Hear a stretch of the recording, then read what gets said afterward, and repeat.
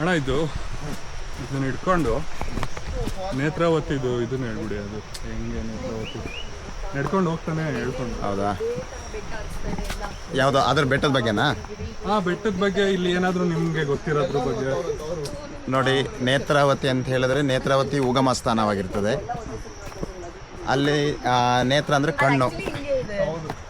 ಅಲ್ಲಿ ಬಂಡೆ ಇದೆ, ಆ ಬಂಡೆ ಕೆಳಗಡೆ 2 ಕಣ್ಣು ಥರ ಇದೆ, ಅದನ್ನು ಮೇಲ್ಗಡೆ ನೀರು ಬರುತ್ತೆ.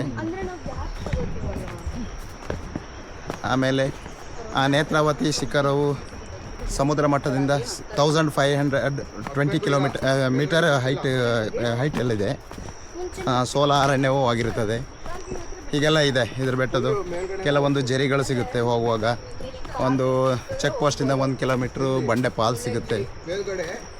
ಈ ಥರದ್ದೆಲ್ಲ ಇದ್ದಾರೆ. ಕೆಲವೊಂದು ಗಿಡ ಮರಗಳಿದೆ, ಕೆಲವೊಂದೊಂದು ಪಕ್ಷಿಗಳಿದೆ, ಆಮೇಲೆ ಪ್ರಾಣಿಗಳಿದೆ, ಆ್ಯನಿಮಲ್ಸ್ಗಳಿದೆ, ಇಂಥವೆಲ್ಲ ಇದೆ. Starting closing time starting 7 o'clock start ಆಗುತ್ತೆ. ಆಮೇಲೆ ಕ್ಲೋಸು 11 o'clock ಕ್ಲೋಸ್ ಆಗುತ್ತೆ.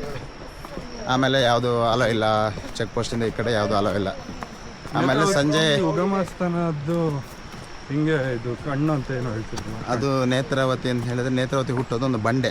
ಆ ಬಂಡೆ ಕೆಳಗಡೆ ಅದು ಹಿಂದೆ ಶಾಸ್ತ್ರ ಪುರಾಣದ ಲೆಕ್ಕಾಚಾರದಲ್ಲಿ 2 ಕಣ್ಣು ಅಂತ ಇದೆ. ಆ ಕಣ್ಣಲ್ಲಿ 2 ಕಣ್ಣಲ್ಲಿ ಅದು ನೀರು ಮೇಲೆ ಬಂಡೆ ಕೆಳಗಡೆಯಿಂದ ಬರುತ್ತೆ. ಅಲ್ಲಿಂದ ಹುಟ್ಕೊಂಡು ಬಂದು ಕೆಳಗೆ ಬರ್ತಾ ಬರ್ತಾ ಬರ್ತಾ ನದಿ ದೊಡ್ಡದಾಗ್ತಾ ಹೋಗ್ತದೆ. ಅದು ಹೋಗಿ ಧರ್ಮಸ್ಥಳ ಸೇರುತ್ತೆ. ಧರ್ಮಸ್ಥಳದಿಂದ ಡೈರೆಕ್ಟು ಅದು ಯಾವುದು ಆಣೆಕಟ್ಟಿಗೆ ಯಾವುದು ಸೇರೋದಿಲ್ಲ, ಡೈರೆಕ್ಟ್ ಇದಕ್ಕೆ ಹೋಗುತ್ತೆ, ಅದು ಸಮುದ್ರ ಸೇರುತ್ತೆ.